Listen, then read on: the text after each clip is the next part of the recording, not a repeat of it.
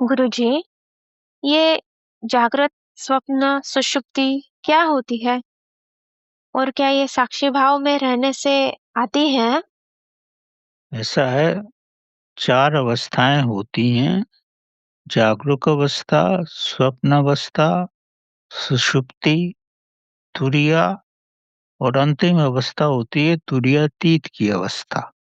जब आप कोई भी कार्य जागरूक रूप में करते हो, होश में करते हो, तो वो आपकी जागरूक अवस्था है।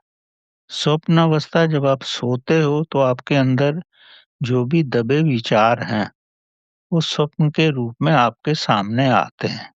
स्वप्न के रूप में कैसे आते हैं?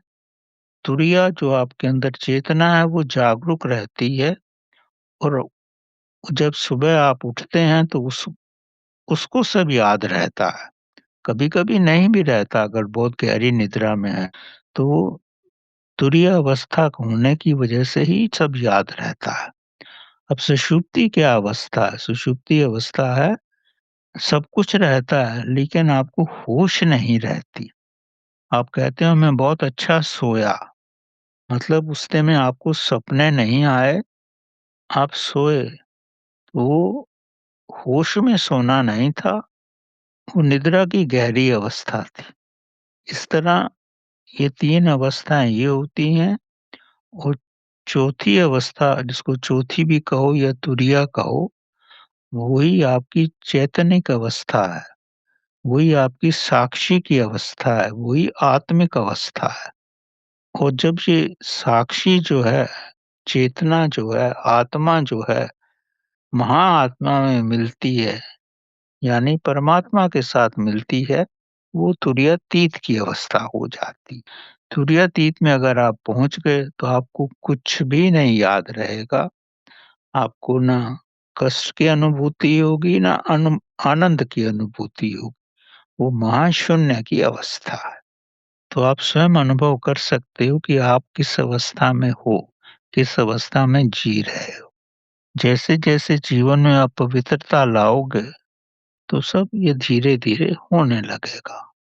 अब ऐसा मत समझो कि 2-4 महीने में हो जाएगा, क्योंकि आपके कितने पुराने जन्मों के क्या-क्या संस्कार हैं। अब जैसे अगर आपको आपका बचपन याद है, बचपन के 10 वर्ष याद हैं, तो आपको पूर्ण अनुभव होगा कि पिछले जन्म में आप क्या थे। क्योंकि प्रारंभ के जो 10 वर्ष होते हैं, उस समय आपका जो माइंड है वो डेवलप नहीं होता, मन विकसित नहीं होता, तो उस समय चेतना का ही प्रभुत्व रहता है। वो चेतना को ही याद रहता है कि पिछला जन्म क्या था।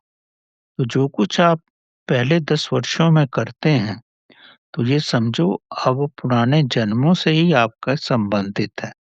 और जब मन विकास करने लगता है, तब चेतना लुप्त हो जाती है, तब आप इस जन्म में आ जाते हो।